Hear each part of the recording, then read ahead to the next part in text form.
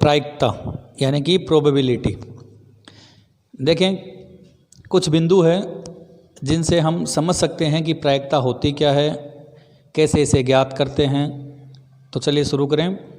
सबसे पहले बात करते हैं परिभाषा की।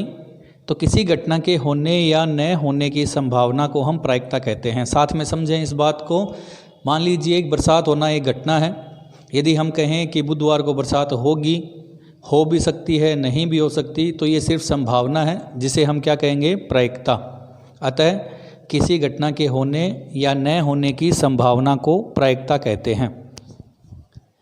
पॉइंट नंबर 2, प्रायिकता का योग जो होता है वो हमेशा एक होता है, अर्थात PE + PE बार = 1। ये E का मतलब है इंसिडेंट यानी कि घटना। दूसरे P के बाद में जो E लिखा है उस पे बार का चिन्ह है, इसका मतलब है वो नहीं होने वाली घटना। तो होने वाली घटना और नहीं होने वाली घटना का योग यानी जोड़ हमेशा एक होता है। देखें कैसे। यदि मान लीजिए किसी एक सिक्के को हमने 10 बार उछाला और मान लीजिए उसमें से 7 परिणाम जो थे वो टेल के थे और 3 परिणाम जो थे वो हेड के थे।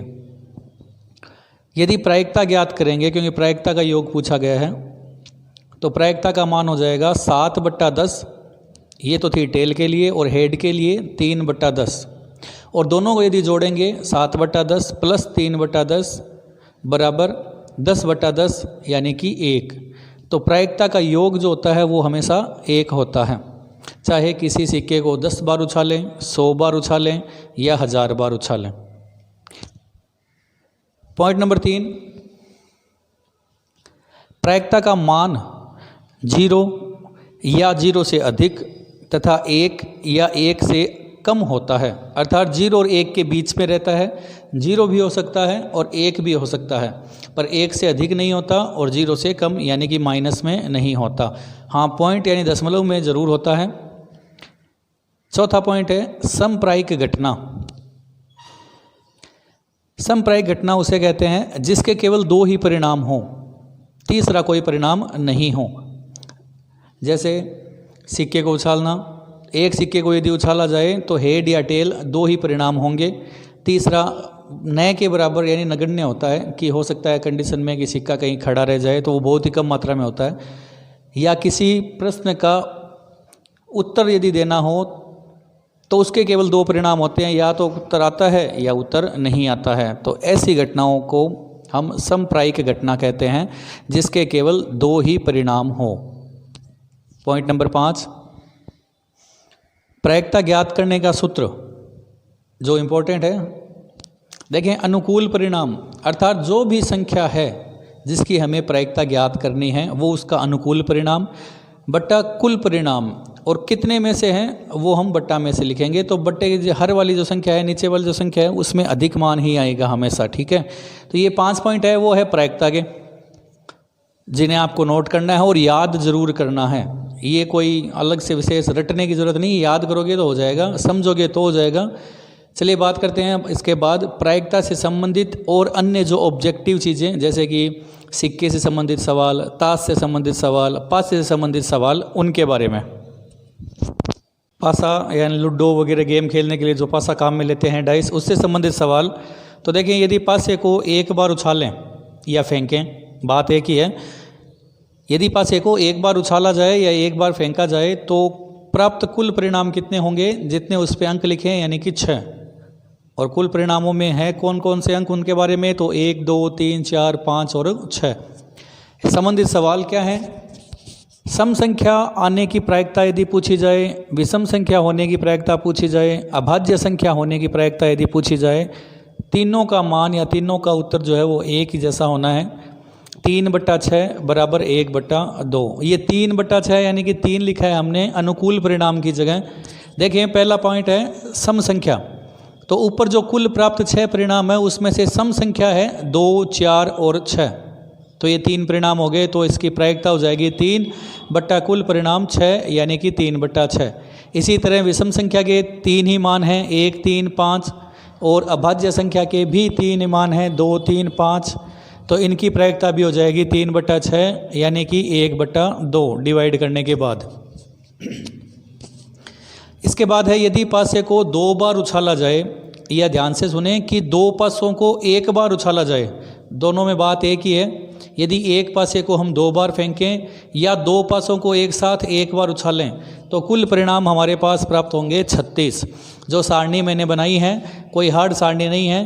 देखिए कोमा लगी हुई है मान में, यदि पहले पासे का मान 1 है तो हो सकता है दूसरे पासे का मान भी 1 आए।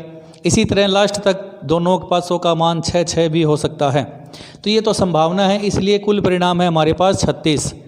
इससे संबंधित सवाल क्या होंगे उसके लिए देखें, 2 बार उछालने पर वह अंक ज्ञात करो जो एक जैसा हो। तो देखें एक जैसा यानी कि 1 1 2 2 3 3 4 4 5 5 और 6 6।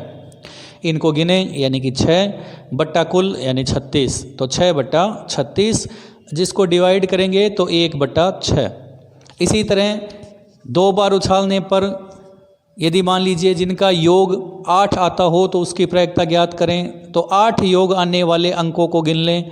जैसे पहला अंक है 2 6, उसके बाद में दूसरा है 3 5, इनको जोड़ने पे भी 8 आता है, 4 4 5 3 और 6 और 2। तो ये हो गया आपके 1 2 3 4 और 5 अंक। 5 अनुकूल परिणाम बट्टा कुल परिणाम है 36, अतः 8 योग आने की प्रायिकता हो जाएगी 5/36। चलिए तो था पासा। इससे संबंधित सवाल के बारे में पढ़ा। इसके बाद में बात करते हैं सिक्के से संबंधित सवालों की। चलिए अब बात करते हैं सिक्के की, यानी कॉइन। देखिए 2 परिणाम होते हैं, जैसा कि मैंने पहले भी कहा था, सिक्के को उछालना समप्रायिकता में आता है। इसके केवल 2 परिणाम होते हैं। नगण्य यानी बहुत कम चांस होता है कि यदि सिक्का कोई खड़ा रह जाए तो अलग बात है, वरना बहुत ही कम चांस में, इसलिए इसे समप्रायिक घटना भी कहते हैं। और इसी कारण से यदि कोई भी गेम हो 2 टीमों के बीच या 2 खिलाड़ियों के बीच, उसमें हमेशा टॉस के रूप में सिक्के का ही इस्तेमाल या सिक्के का ही प्रयोग किया जाता है।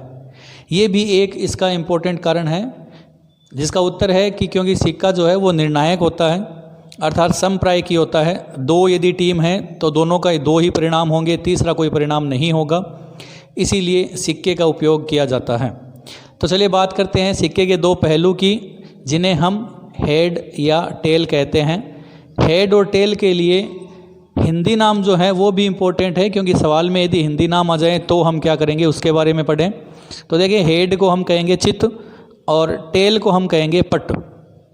याद रखें, हेड यानी कि चित्त और टेल यानी कि पट। चलिए शुरू करें। अब पहला पॉइंट है, सिक्के को यदि हम 1 बार उछालें, फिर दूसरी बार 2 बार उछालें, फिर 3 बार उछालें, तो कुल परिणाम, क्योंकि हमारे पास यदि कुल परिणाम होगा तो अनुकूल परिणाम तो हम उसमें से खुद ढूंढ लेंगे और प्रायिकता ज्ञात कर सकते हैं। तो चलिए बात करते हैं पहला पॉइंट, सिक्के को 1 बार उछालने पर प्राप्त कुल परिणाम 2 होते हैं, जैसे कि आपको भी पता है, या तो हेड या फिर टेल। इसी तरह सिक्के को 2 बार उछालने पर प्राप्त कुल परिणाम की संख्या हो जाएगी 4। देखें हो सकता है कि पहला परिणाम हेड हो, दूसरा परिणाम भी हेड हो, इसी तरह दूसरा टेल, पहला भी टेल, पहला हेड दूसरा टेल, या पहले टेल आ जाए और उसके बाद हेड आ जाए। तो इस प्रकार कुल 4 परिणाम संभव है। तीसरा है, सिक्के को यदि 3 बार उछाला जाए या 3 बार फेंका जाए, या इसका उल्टा पढ़ें तो भी यही परिणाम होना है। ध्यान रखें, जैसे यदि सवाल में लिखा हो कि 3 सिक्कों को 1 बार उछाले जाए या 3 सिक्कों को 1 बार फेंका जाए, तो भी बात वही है, परिणाम 8 ही होंगे। देखें हो सकता है कि तीनों परिणाम यानी तीनों बार हेड आ जाए या तीनों बार टेल आ जाए, या पहले हेड या बाद में टेल टेल, इसी तरह पहले टेल या बाद में head head, head tail head, tail head tail, और 2 बार हेड आ जाए बाद में टेल, या पहले 2 बार टेल आ जाए बाद में हेड। हो सकता है कि ये आपको कठिन लगे, हार्ड लगे, ये सोचते होंगे कि याद करने पड़ेंगे, तो याद नहीं करने। देखो दोबारा मैं बना देता हूँ आपके सामने। चलिए मान लीजिए पहला परिणाम हेड, दूसरा परिणाम भी हेड और तीसरा परिणाम भी हेड आता है। 3 बार उछालना है, इसलिए 3 परिणाम संभव हो सकते हैं। इसी तरह मान लीजिए तीनों में टेल आ जाए, तो दोनों मान एक जैसे लिखें। उसके बाद देखिए एक चेंज कर देना, हेड पहला उसके बाद में दोनों हेड की जगह दोनों टेल लिख दो, फिर हेड डबल हेड लिखो, उसके बाद में टेल लिखो, और एक बार हेड टेल हेड लिखो, यानी कि एक बार दोनों चेंज, एक बार खुद को 2 बार चेंज, और एक बार दोनों को और बीच में चेंज।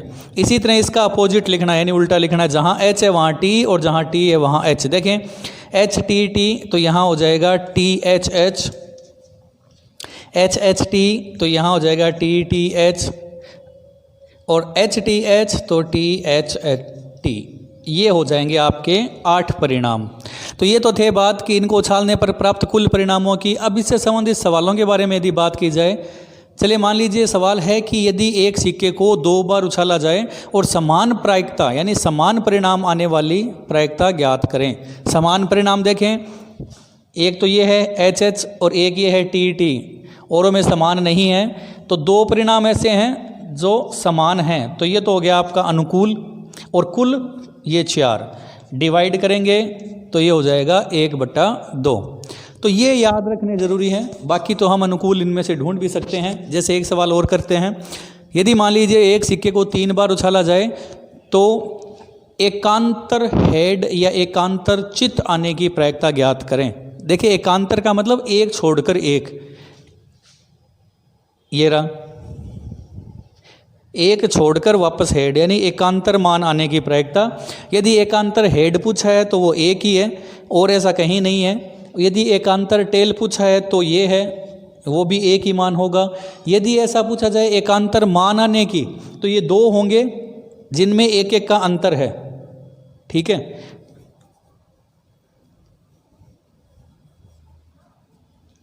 और यदि इसमें भी 3 वाले मान में भी यदि ऐसा पूछा जाए कि बताओ समान परिणाम आने की प्रायिकता, तो देखें समान परिणाम ये समान नहीं हुआ, बीच में आ गया, इसमें ये आ गया, इसमें ये आ गया, ये एक ये है समान और एक ये है समान।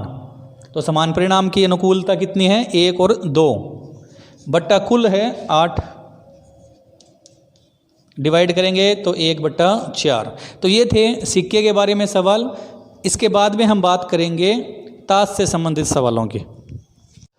अब बात करते हैं ताश यानी कि कार्ड की। देखिए ताश के कुल पत्ते यानी कुल कार्ड की संख्या जो होती है वो होती है 52। जैसे कि आपको पता भी होगा, नहीं पता है तो याद रखना है, कुल पत्तों की संख्या हो जाएगी 52। ये काम आएगी कुल परिणाम में। उसके बाद में रंग के आधार पर इसे 2 भागों में बांटा गया है, काले रंग के पत्ते और लाल रंग के पत्ते। 26-26 हैं दोनों। उसके बाद में है डिजाइन के आधार पर, इनकी जो आकृति है विशेष डिजाइन, उनके आधार पर फिर 2-2 प्रकार में बांटा गया है दोनों को। देखें लाल रंग के 2 डिजाइन बनती है, एक तो पान यानी हर्ट की और दूसरी ईंट की, जिसे हम कहते हैं डायमंड अंग्रेजी में। दोनों में 13-13 पत्ते। और इसी तरह काला जो होता है यानी काले रंग के जो 26 पत्ते हैं, उनके भी 2 डिजाइन अलग अलग 13-13 भागों में बांटे गए हैं। पहला है हुक्म और दूसरा है चिड़िया, यानी दोनों के 13-13। जो हुक्म है उसे हम स्पेड कहते हैं और चिड़िया जो है उसे क्लब कहते हैं अंग्रेजी में। चले बात करते हैं 13 पत्ते जो हैं चारों के, पान के भी 13, ईंट के भी 13, हुक्म के भी 13, चिड़िया के भी 13। ये जो 13 पत्ते हैं वो सब समान हैं, बस डिज़ाइन का फ़र्क है। ऊपर जो डिज़ाइन है प्रिंट जो होगा वो अलग होगा। तो बात करते हैं इन 13 पत्तों की, यानी ये 13 पत्ते कौन कौन से होंगे उनके बारे में। सबसे पहले एक नहीं होता, ए लगाया होता है, यानी इक्का जिसे कहते हैं, चारों में होता है। ये सभी पत्ते जो हैं वो चारों में होंगे, ठीक है। चलिए इसके बाद में बात करते हैं दुग्गी, तिग्गी, चौगी, पंजी, छग्गी, सत्ती, अट्ठी, नहला और 10 को कहते हैं दहला। ये तो हैं बिना प्रिंट या बिना कोई तस्वीर वाले। उसके बाद में जो आगे वाले जो 3 पत्ते हैं जे, क्यू, के, जिन्हें हम गुलाम, बेगम और बादशाह के नाम से जानते हैं, ये ताश में इनके नाम हैं। सवाल में भी इन्हीं नामों से आपको मिलेंगे, जिन्हें हम कहेंगे तस्वीर वाले पत्ते यानी कि फेस कार्ड, क्योंकि इन पर तस्वीर छपी हुई होती है।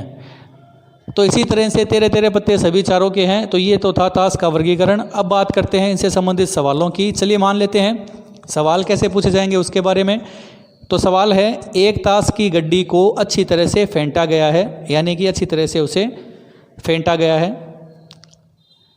चलिए बताइए इक्का आने की प्रायिकता कितनी होगी। तो देखिए सवाल में सिर्फ इतना पूछा है कि इक्का आने की प्रायिकता, तो ये नहीं पूछा कि रंग कौन सा है, डिज़ाइन कौन सी है। इसलिए हमें चारों इक्के, यानी पान का भी, ईंट का, हुक्म का और चिड़िया का, चारों इक्के काउंट करने होंगे।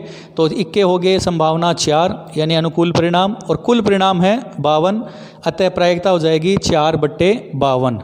यदि इसी सवाल में हमें ऐसा पूछा जाता कि लाल इक्का आने की प्रायिकता, तो लाल इक्का हो जाता सिर्फ 2, पान का और ईंट का, इसलिए उसकी प्रायिकता हो जाती 2/52 यानी कि 1/26। और यदि मान लीजिए सिर्फ एक डिज़ाइन का ही पूछा जाता, जैसे कि ऐसा पूछा जाता कि बताइए एक ताश की गड्डी को अच्छी तरह से फेंटा जाए और उसके बाद यदि यादृच्छा रूप से एक इक्का निकाला जाए और वो इक्का चिड़िया का होना चाहिए, तो उसकी प्रायिकता क्या होगी। तो देखिए चिड़िया नाम दिया है, डिज़ाइन दी है, इसलिए चिड़िया में इक्का सिर्फ एक ही होता है, इसलिए इसकी प्रायिकता हो जाएगी 1/52। तो ये थे ताश से संबंधित जो बातें थी वो नोट करें। होमवर्क की, ये होमवर्क जो है वो प्रैक्टिस के लिए दिया जाता है, ताकि आपको जो चीज़ बताई गई है वीडियो में वो अच्छी तरह से समझ में आए। तो ये है होमवर्क, 4 सवाल हैं और चौथे सवाल के 5 सवाल हैं जो आपको हल करने हैं। जैसा कि इस वीडियो में पहले से बताया है, 19 सवालों से, 19 मान से, 19 सूत्रों से, 19 जानकारी से ये हल होंगे। Best of luck. मिलते हैं किसी एक नए टॉपिक के साथ। उम्मीद है ये पसंद आया होगा, और हाँ, सब्सक्राइब, शेयर और लाइक करना न भूलें। धन्यवाद।